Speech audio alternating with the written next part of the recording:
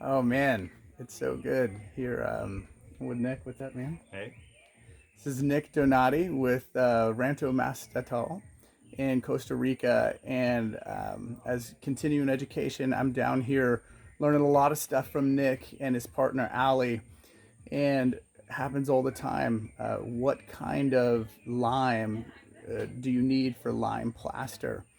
And you're digging into the research. It's kind of hard to find all the information. There's pickling lime, all types of info, but Nick has a great lesson on this, and it's worth sharing with you. So Nick, would you mind telling us about the lime cycle? Yeah, absolutely.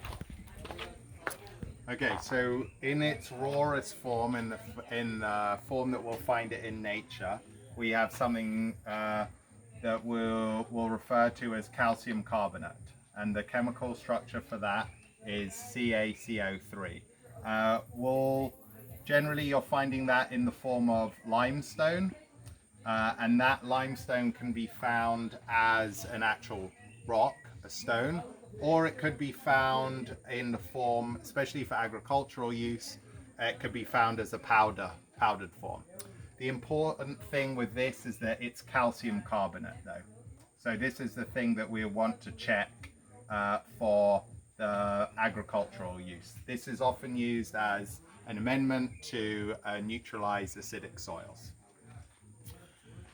When we heat calcium carbonate, adding approximately 800 degrees Celsius, what we do is we remove the carbon dioxide from that calcium carbonate, and what we get left with is something known as calcium oxide, right?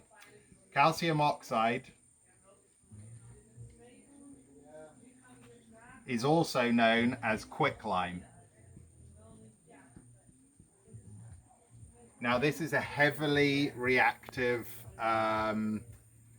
substance and is generally quite controlled substance, so it's quite difficult to buy quicklime, although it might be possible depending where you are in the world. For us here in Costa Rica, you can't really purchase quicklime, and that's mainly because it's incredibly reactive. It's very thirsty for water, and when mixed with water, it heats up and bubbles and can be seen to be quite dangerous. So what's done in a very controlled environment is that our calcium oxide is hydrated, and this is through a process known as slaking. So what we're going to do is we're going to add water, H2O, to our calcium oxide, and we create calcium hydroxide. Now, calcium hydroxide, also known as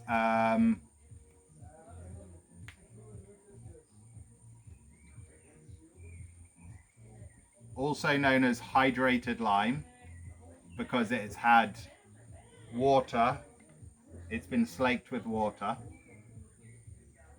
is the material that we would ideally want to use for building. So that's what we're using for our plasters. That's what we're using in natural building. That's what we're using for plasters. Calcium hydroxide, or sometimes also known as hydrated lime.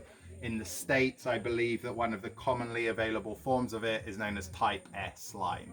Yeah. So that's the form which we would be using, that we'd mix of our aggregates in order to make a lime plaster.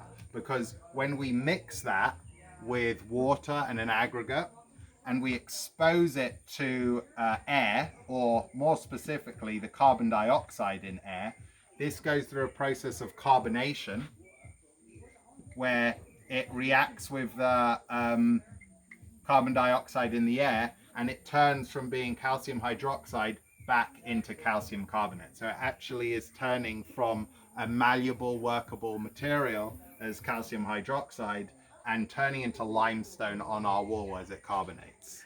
Yeah, so it literally goes through the whole cycle again, and we're turning it into limestone. And maybe when we're polishing it, maybe marble, right?